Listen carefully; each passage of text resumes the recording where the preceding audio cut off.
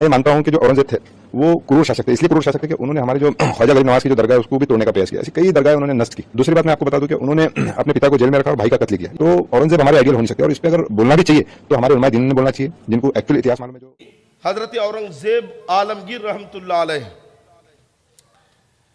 इनके ऊपर किए गए एतराज़ात के मैं इंशाअल्लाह तबारक व तआला आज जवाब दूंगा। एक एतराज़ तो हजरत औरंगजेब आलमगीर रहमतुल्लाह अलैह पर यह किया जाता है कि उन्होंने अपने बाप को, अपने वालिद शाहजहां को जेल में डाला। एक एतराज़ उन पर यह होता है कि उन्होंने हुकूमत के लिए अपने भाइयों का कत्ल किया, और एक एतराज़ उन पर यह किया जाता है कि उन्होंने सरकार गरीब नवाज रज़ी अल्लाह ताला अन्हु की मज़ार पाक तोड़ने की कोशिश की। इसी वजह से इन्हें जालिम बादशाह, क्रूर शासक और पता नहीं क्या क्या कहकर पुकारा जा रहा है। हजरत औरंगजेब आलमगीर रहमतुल्लाह अलैह को जालिम बादशाह या क्रूर शासक कहना ये तारीख से नावाकफियत है, इन्हें तारीख ही नहीं पता है। बादशाह औरंगजेब पक्के सुन्नी मुस्लिम और शरीयत के पाबंद थे, साथ ही वो हाफिज कुरान और कारी कुरान थे, आलिम और फाजिल थे, और अपने वक्त के मुजद्दिद थे। नमाज रोजों के पाबंद थे, यहां तक कि जंगी हालत में भी, मैदान जंग में भी आप नमाज नहीं छोड़ते थे। और अपने जाती अखराजात जो है ना, ये टोपियां सिलकर और कुरान शरीफ लिखकर पूरे करते थे। टोपियां बनाकर बेचते थे, कुरान शरीफ लिखकर ये जो है तो हदिया लेते थे, और जिससे जो इनकम होती थी उससे अपने जाती खर्च आप पूरे करते थे। अपने बच्चों के खर्च हुकूमत से पैसा नहीं लेते थे। इतने परहेजगार थे हजरत औरंगजेब आलमगीर रहमतुल्लाह अलैह। अब इनके ऊपर यह कहना कि इन्होंने शाहजहां को जेल में डाला, तो सबसे पहली बात तो यह है कि जो ये दावा करे कि शाहजहां को जेल में डाला, तो पहले बताए कि किस जेल में डाला। आगरा की जेल में डाला, दिल्ली की जेल में डाला, या ग्वालियर की जेल में डाला, हिंदुस्तान की किस शहर की जेल में डाला। अगर आप ये कहें कि आगरा की ही जेल में डाला, तो साबित करिए कि आगरा की जेल में औरंगजेब आलमगीर ने अपने वालिद को रखा। असल में बात यह है कि जब अंग्रेजों का तसल्लुत हुआ, तो अंग्रेज मौर्रिखों ने और हिंदुस्तान के ही कुछ तासुबी मौर्रिखों ने औरंगजेब आलमगीर को बदनाम करने की कोशिश की, और बात को गलत तरीके से तोड़ मरोड़ कर पेश किया। औरंगजेब आलमगीर ने अपने वालिद को जेल में नहीं डाला, बल्कि वो आगरा के किले में थे, महल में थे, और नजरबंद थे ये। और नजरबंद औरंगजेब आलमगीर रहमतुल्लाह अलैह ने नहीं किया, बल्कि इनका बड़ा भाई दारा शिको, इसने अपने वालिद शाहजहां को, औरंगजेब का सबसे बड़ा भाई यही है दारा शिको, दिल्ली से शाहजहां को हिंदुस्तान लेकर, शाहजहां को आगरा लेकर आया, और आगरा के किले में शाहजहां को कैद कर दिया। हब्से बौल का मर्ज हो गया था, पेशाब रुक जाता था शाहजहां का, और बिस्तर पे ये रहते थे। तो उसने अपने वालिद की दस्तखत जो है तो ये सीख ली, और फिर अपने वालिद के नाम से फरमान जारी करने लगा। पूरी सल्तनत की बागडोर अपने हाथ में ले ली, वली अहद बन के बैठ गया, और अफवाह उड़ा दी कि शाहजहां का इंतकाल हो गया। जब ये खबर इनके तीनों भाई, यानी दारा शिको के तीनों भाई, एक औरंगजेब आलमगीर, शाह शुजा और मुराद बख्श, इन्हें पता चली ये बात, उस वक्त हजरत औरंगजेब आलमगीर बीजापुर किले का मुहासरा किए हुए थे कर्नाटक में, और शाह शुजा जो है तो ये बंगाल में था, और मुराद बख्श गुजरात में अहमदाबाद में सूबेदार था। तो मुराद बख्श और शाह शुजा ने अपनी खुद मुख्तारी का ऐलान कर दिया, और मुराद बख्श ने तो अपने नाम का सिक्का भी चला दिया वहां पे। लेकिन जब पता चला कि शाहजहां का इंतकाल नहीं हुआ है बल्कि सख्त बीमार है, क्योंकि दारा शिको ने अपने बाप शाहजहां को आगरा के किले में कैद कर दिया, यानी नजरबंद कर दिया, किसी को मिलने नहीं देता था। यहां तक कि इन तीनों भाइयों के जो वहां पे सफीर थे, جو پیغام ادھر سے ادھر لاتے تھے انہیں بھی جو ہے تو اس نے روک کے رکھ لیا اور کہا کہ کسی کو یہ خبر پتہ نہ چلے کہ شاہجہاں بیمار ہے اور میں شاہجہاں کے نام سے پیغام جاری کرتا ہوں. لیکن انہیں پتہ چل گیا تو تینوں بھائی پھر آگرہ کی طرف بڑھے.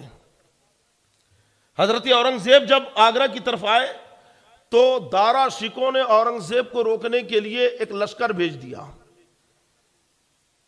بڑی خونریز جنگ ہوئی، جبکہ اورنگزیب نے کہا کہ میں لڑنے نہیں آیا ہوں، میں تو باپ کی عیادت کرنے آیا ہوں. دارا شکوں نے کہا ملنے نہیں دیا جائے گا. جنگ ہوئی، دارا شکو آگرہ کے قلعے میں محصور ہوا. اورنگزیب نے بڑی شدت سے حملہ کیا. دارا شکو اپنا پریوار لے کر اپنے خاندان کے ساتھ وہاں سے بھاگ کر دہلی کی طرف چلا گیا. لاہور جانے کا اس کا ارادہ تھا. حضرت اورنگزیب نے آگرہ کے قلعے پہ قبضہ کیا. والد اس وقت قلعے میں تھے، ملاقات کی، اور پھر 1658 عیسوی میں اورنگزیب عالمگیر رحمۃ اللہ علیہ کی تاج پوشی ہوئی، تخت نشینی ہوئی اور ہندوستان کے بادشاہ بنے. شاہجہاں اپنے والد کا اتنا ادب و احترام کرتے تھے کہ جب بھی خط لکھتے تو اعلیٰ حضرت کہہ کے مخاطب کرتے تھے اپنے والد کو. عالی جاہ لکھا کرتے تھے. اور جب قلعے کے اندر نظر بند تھے، قید ہونا جیل میں ڈالنا الگ چیز ہے، قلعے کے اندر تھے، پورے محل میں آنے جانے کی جہاں چاہے وہاں جا آ سکتے تھے، اجازت تھی. باورچی خانے میں جانے کی نہیں اجازت تھی. اورنگزیب عالمگیر نے اپنے بچوں کو شاہجہاں کی خدمت کے لیے چھوڑ دیا تھا کہ تم دادا کی خدمت کرو، اور اپنی بڑی بہن سے بھی کہا کہ باپ کی خدمت میں رہا کرے. بتائیے اگر قیدی ہوتے تو کیا اپنے بچوں کو ان کے پاس چھوڑتے؟ یہ بھی ایک مصلحت تھی، کیونکہ اب بادشاہ اورنگزیب ہو گئے، شاہجہاں کے ہاتھ میں کچھ نہیں رہا، تو انہوں نے قلعے کے اندر رکھا. اسی کو ایسا بڑھا چڑھا کر افسانہ بنایا کہ اورنگزیب نے باپ کو جیل میں ڈالا اور قید کیا، یہ کیا. یہ سب غلط باتیں ہیں. تعصبی مورخین نے جھوٹ بیانی سے کام لیا. آج بھی انصاف پسند مورخ موجود ہیں اور تاریخ کی کتابیں موجود ہیں. ما اثر عالمگیری آپ پڑھیے، رقعات عالمگیری پڑھیے، جس میں حضرت اورنگزیب کے خطوط ہیں. اردو زبان میں بھی رقعات عالمگیری آ گئی ہے. جا بجا آپ کو خطوط ملیں گے. شاہجہاں کے نام سے خود کئی خط حضرت اورنگزیب عالمگیر نے لکھے ہیں. اس کے بعد میں جنگیں ہوئی، مجھے اتنی تفصیل میں نہیں جانا ہے، بس بتانا یہ ہے کہ اورنگزیب نے اپنے والد کو جیل میں ڈالا یہ کہیں سے ثابت نہیں ہے. ہاں، قلعے میں نظر بند تھے، اور یہ نظر بند دارا شکو نہیں کیا تھا، اورنگزیب نے نہیں کیے تھے. اورنگزیب نے تو انہیں اسی حالت میں رکھا تھا کہ آپ قلعے میں رہیے، اور خدمت کے لیے اپنے بچے کو وہاں پہ چھوڑا تھا، اپنی بہن کو وہاں پہ رکھا تھا. دوسرا اعتراض یہ ہے اورنگزیب کے اوپر کہ انہوں نے اپنے بھائیوں کو حکومت کے لیے قتل کیا. 3 بھائی تھے ان کے، دارا شکو، شاہ شجاع اور مراد بخش. شاہ شجاع جو بنگال کا گورنر تھا، اس نے بھی حملہ کیا، اورنگزیب سے لڑائی کی، شکست ہوئی، پٹنہ بھاگا، پٹنہ سے آسام کے علاقے میں گیا، وہاں کے بادشاہ سے اس کی جھڑپ ہوئی، اور پھر وہیں پہ یا تو وہاں کی قوم نے اسے قتل کر دیا یا وہاں مفقود الخبر ہو گیا. شاہ شجاع کی دوبارہ کوئی خبر نہیں ملی کہ اس کے خاندان کے ساتھ کیا سلوک ہوا. دوسرا بھائی جو ہے دارا شکو، تو دارا شکو جب یہ بھاگ کے گیا تو دہلی میں گرفتار ہوا، قید خانے میں رکھا گیا، قیدی تھا دارا شکو. اورنگزیب عالمگیر نے قتل نہیں کیا، بلکہ اس وقت کے علماء اور فقہا نے اس کی بے دینی کی وجہ سے، کیونکہ دارا شکو بے دین ہو گیا تھا، اس نے کفر و اسلام کو برابر کرنے کی کوشش کی، اور اس کے اوپر الہاد اور کفر اور گمراہی پھیلانے کا حکم تھا، یعنی حکم عائد ہوا کہ اس نے بے دینی پھیلائی ہے، گمراہی پھیلائی. جیسا اکبر کا مزاج تھا نا، دین الہی بنا کے بیٹھا تھا کہ اس کا رد اس زمانے کے علماء نے کیے، وہی کام دارا شکو کر رہا تھا. تو اس وقت کے علماء نے اس کے قتل کا حکم جاری کیا تھا، اس کے قتل کا فتویٰ علماء نے دیا تھا.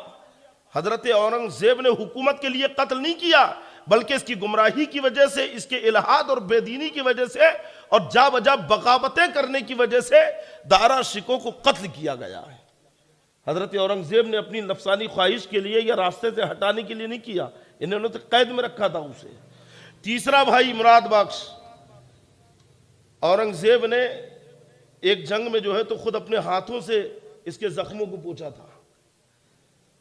اسے بھی اچھے سے رکھا آگرہ میں، لیکن دارا شکو کے قتل کے بعد، موت کے بعد، یہ جو تو پیر باہر نکالنے لگا اور اورنگزیب عالمگیر پر حملہ کرنے کی سوچنے لگا، اور بڑی تیزی کے ساتھ فوج بھرتی کرنے لگا کہ حضرت اورنگزیب کو قتل کر کے راستے سے ہٹا دوں گا۔ بات حضرت اورنگزیب کو پتہ چل گئی، پھر بھی آپ نے بھائی ہے رعایت کی، اور آپ نے اسے جو ہے مراد بخش کو گوالیر کے قلعے میں جو ہے نظر بند کر دیا، جیل میں نہیں ڈالا، قلعے میں نظر بند کیا، وہیں پہ رکھا، اور آپ کا خیال یہ تھا کہ جب حالات معمول پر آ جائیں گے تو بھائی ہونے کی نسبت کی وجہ سے اسے چھوڑ دیں گے، آزاد کر دیں گے۔ لیکن اس کی کم نصیبی کی اسی وقت ایک سید زادے نے اپنے والد علی نقی کے قصاص کا مطالبہ کر لیا، قاضی کے سامنے مقدمہ دائر کر دیا کہ مراد بخش نے میرے والد علی نقی کو ناحق قتل کیا تھا، میں قصاص چاہتا ہوں۔ شراب کے نشے میں شک و شبہ کی بنیاد پر علی نقی کا قتل مراد بخش نے کر دیا تھا، اور جب مقدمہ قاضی کی عدالت میں چلا تو جرم ثابت ہو گیا، گواہ وغیرہ سب موجود تھے۔ جرم ثابت ہونے کے بعد بھی قاضی نے بہت کوشش کی کہ بھائی یہ خون بہا لے لے، خون بہا لے لے، قصاص نہ لے۔ قصاص کہتے ہیں اگر کوئی کسی کو قتل کر دے تو بدلے میں قاتل کو قتل کیا جائے، اور خون بہا یہ ہے کہ قتل کے بجائے قاتل کی طرف سے کچھ پیسہ لے کر اسے چھوڑ دیا جائے۔ لیکن اس سید زادے نے کہا کہ نہیں، میں تو قصاص ہی چاہتا ہوں، قصاص ہی چاہتا ہوں۔ بہت کوشش کی گئی حضرت اورنگزیب کی طرف سے بھی کہ بھئی خون بہا لے لے اور معاف کر دے، لیکن جب وہ نہیں مانا تو حضرت اورنگزیب نے اس کے قصاص کا، قتل کا حکم جاری کیا۔ تو تینوں بھائیوں کی داستان سننے کے بعد آپ خود بتائیں کہ کیا ان کے قتل میں حضرت اورنگزیب کا ہاتھ ہے؟ بلکہ حضرت اورنگزیب کو کروڑ اور ظالم کہنے والوں، حضرت اورنگزیب عالمگیر کی انصاف پسندی تو یہ ہے کہ انہوں نے ایک غریب کے قتل کے قصاص میں اپنے سگے بھائی کو قتل کر دیا۔ اس سے بڑی عدل و انصاف کی اور کیا مثال دیکھنا چاہتے ہو کہ کیسے عادل بادشاہ تھے یہ، اور کیسا انہوں نے عدل و انصاف کا پیمانہ جو ہے یہ چھلکنے نہیں دیا بلکہ اسے سنبھال کے رکھا، اور شریعت آپ نے جاری کی کیونکہ خود شریعت کے پابند تھے اورنگزیب۔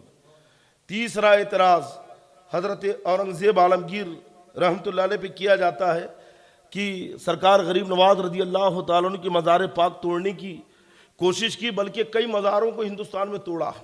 یہ سب بے بنیاد اور جھوٹی باتیں ہیں، اگر ہے تو کہاں لکھی ہے، کس نے تحریر کی، یہ ثابت کرو۔ حضرت اورنگزیب بزرگوں کا بڑا ادب و احترام کرتے تھے۔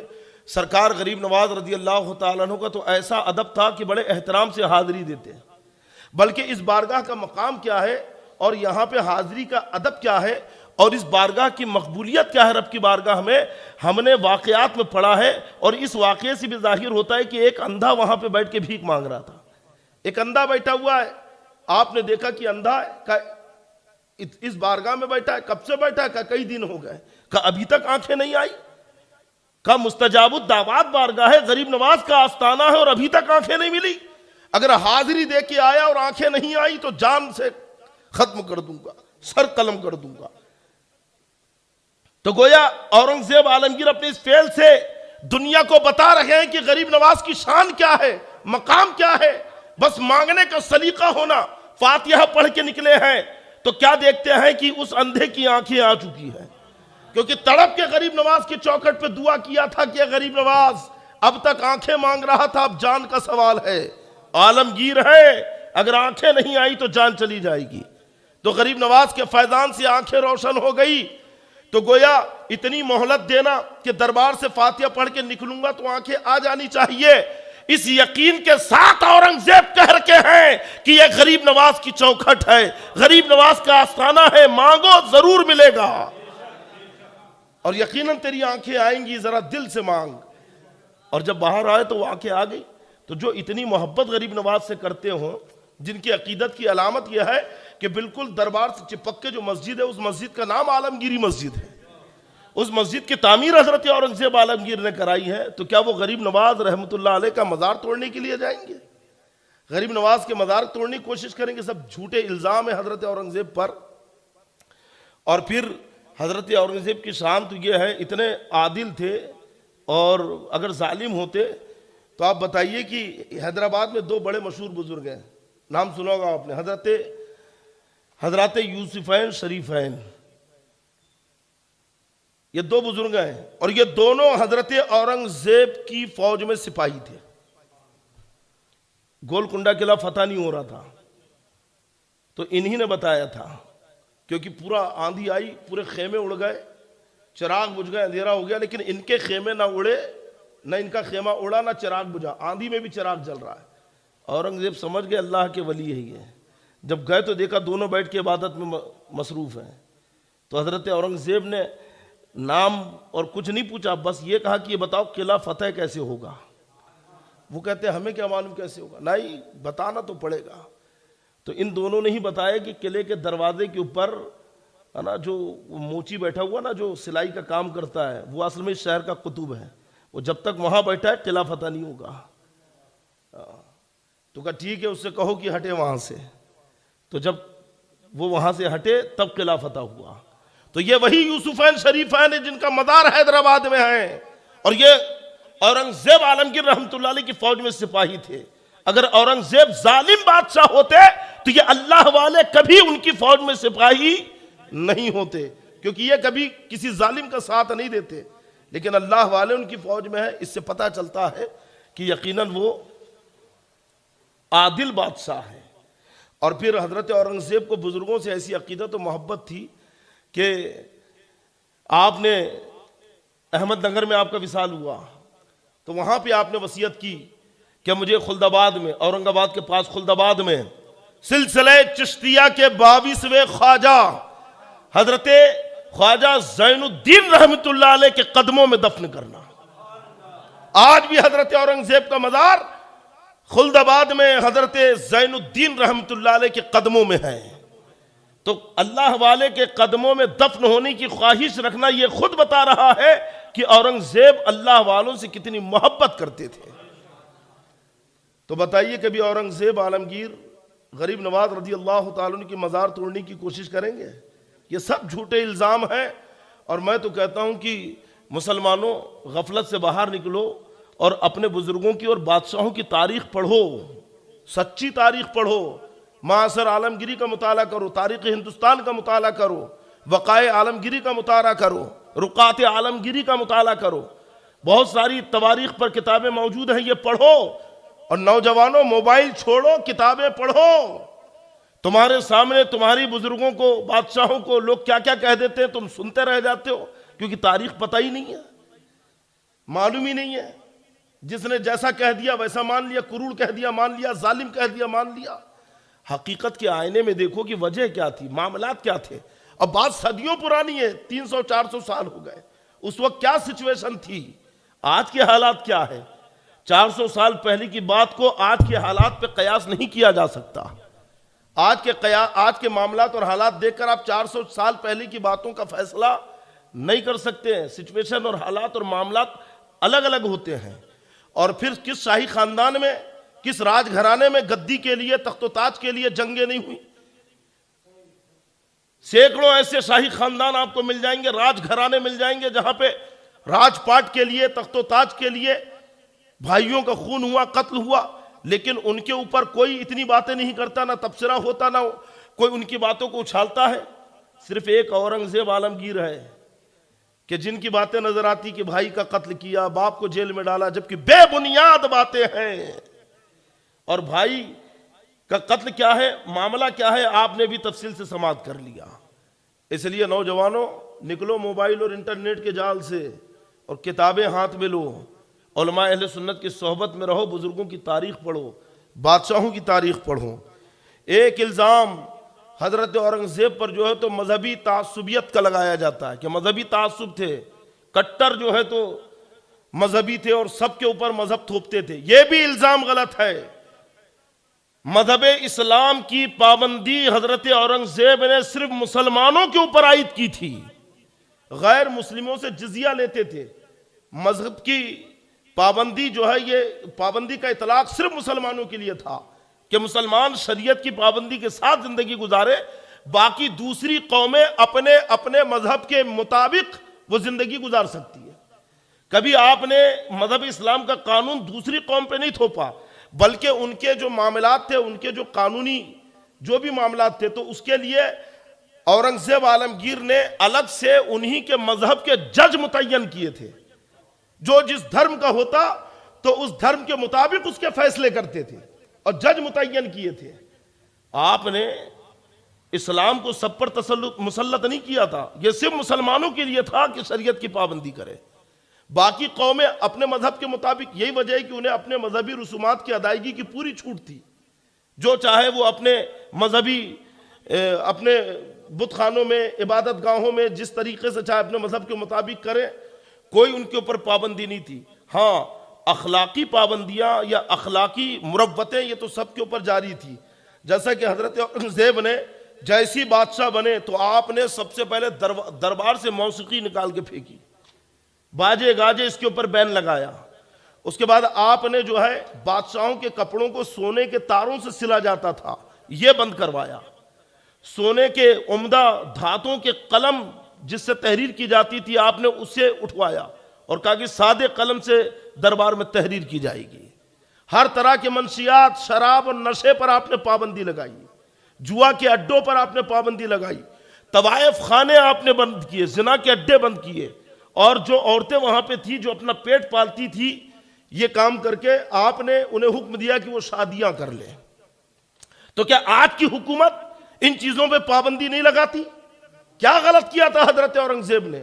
شرابیوں کے اوپر پابندی لگائی، جواریوں پہ، کیونکہ اس سے بد نظمی پھیل رہی تھی. آج کی حکومت بھی تو شراب کے اڈوں پہ چھاپے مارتی ہے، حقہ پارلروں پہ چھاپے مارتی ہے، جوا کے اڈوں پہ چھاپے مارے جاتے ہیں، طوائف خانوں پہ چھاپے مارے جاتے ہیں. حضرت اورنگزیب نے بھی تو یہ کیا تھا کہ آپ نے یہ ساری برائیاں ختم کی. مزید آپ نے مزارات میں عورتوں کی حاضری پر بھی پابندی لگائی تھی کہ مزار میں عورتیں نہیں آئیں گی. تو یہ پابندی سب کے لیے تھی کہ ہندو ہو، مسلم ہو، سکھ ہو، عیسائی ہو، کسی بھی مذہب کا ہو. شراب کی پابندی اس کے لیے بھی ہے، جوا کی پابندی اس کے لیے بھی ہے، طوائف خانے سے دور رہنے کی پابندی اس پر بھی ہے. یہ سب کے لیے قانون تھے. لیکن مذہب اسلام کی پابندی یہ صرف اور صرف مسلمانوں کے لیے تھی، دوسرے مذاہب پر اورنگزیب نے کبھی مسلط نہیں کی. ایک طویل داستان ہے، یہ تو میں نے مختصر سے کچھ اعتراضات میرے پاس احباب نے پیش کیے کہ حضرت اس کا جواب دینا ہے، تو میں نے جواب دے دیے. ورنہ کبھی موقع ملا تو انشاءاللہ پوری تفصیل کے ساتھ اورنگزیب عالمگیر کی زندگی کے اوپر میں بیان کروں گا، کیونکہ یہ مجدد ہے اپنے وقت کے. انہی نے جو ہے تو فتاوی عالمگیری، جسے فتاوی ہندیہ کہا جاتا ہے، مرتب کروائی ہے. اپنے دور کے یہ ولی کامل ہیں، اور ان کے پیچھے جب حضرت اورنگزیب نماز پڑھاتے تھے نا تو بڑے بڑے بزرگان دین نماز پڑھتے تھے. حضرت محب اللہ بہاری ہے جنہوں نے حضرت اورنگزیب جب تراویح پڑھا رہے تھے تو لقمہ دیا تھا اور ٹوکا تھا کہ آپ نے غلط پڑھا، اعراب یہ نہیں یہ ہے.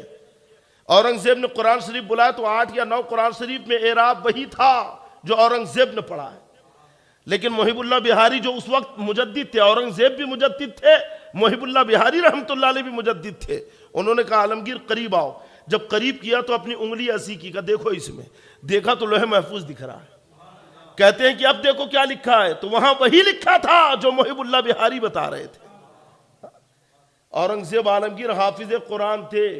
جب یہ ان کے والد جو ہے بادشاہ بن گئے تھے اور نظر بند تھے.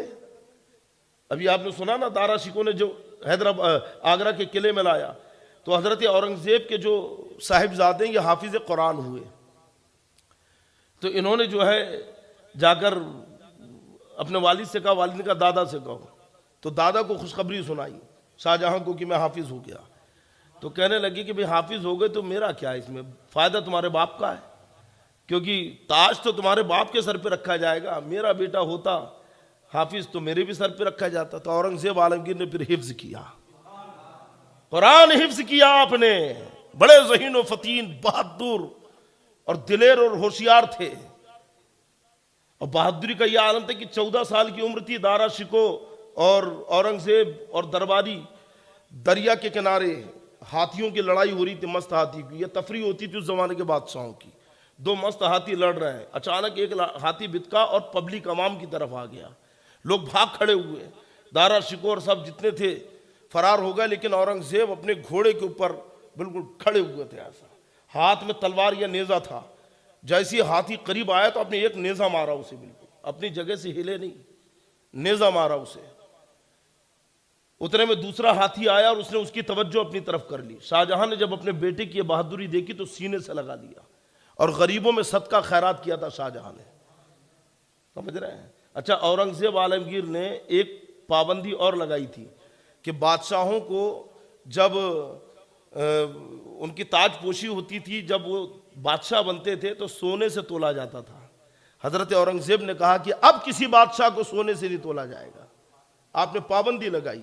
بڑے عبادت گزار، پرہیزگار، نیکوکار تھے، ہے نا۔ ان کے کئی ایسے واقعات ملتے ہیں جو بزرگوں سے نسبت کے، ہے نا، نسبت کی گواہی دیتے ہیں۔ انشاءاللہ کبھی موقع ملا تو تفصیل سے بتاؤں گا۔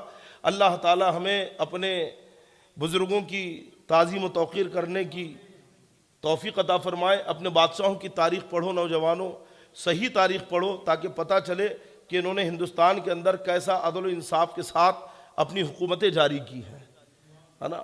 اور یہ دیندار بھی تھے، بڑے پرہیزگار تھے، خود شاہجہاں بڑے پرہیزگار تھے، شاہجہاں خود بہت نیکوکار تھے، تہجد گزار تھے شاہجہاں، ہے نا۔ کبھی موقع ملے گا تو ان پر بھی بیان کروں گا بات۔